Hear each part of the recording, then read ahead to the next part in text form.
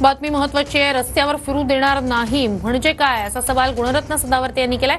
मनोज जरांगे यांच्या घरचे रस्ते नाहीयेत असं म्हणत मनोज जरांगे यांनी जो इशारा दिलेला होता देशमुख कुटुंबाला आलेल्या धमकीबाबतचा, त्यावरून सदावर्ते यांनी उत्तर दिलंय. मनोज जरांगे कोण आहेत जो फिरू देणार नाही, असा सवालही सदावर्ते यांनी केलाय. मनोज जरंगे त्या मनोज जरंग्याला मला सांगायचं, तुझ्या बापाच्या घरचा महाराष्ट्रातला रस्ते नाहीयेत. मनोज जरंग्या, तुझ्या बापाच्या घरचे महाराष्ट्रातले रस्ते नाहीयेत. मनोज जरंग्या, तुझ्या बापाच्या घरचे महाराष्ट्रातले रस्ते नाहीयेत.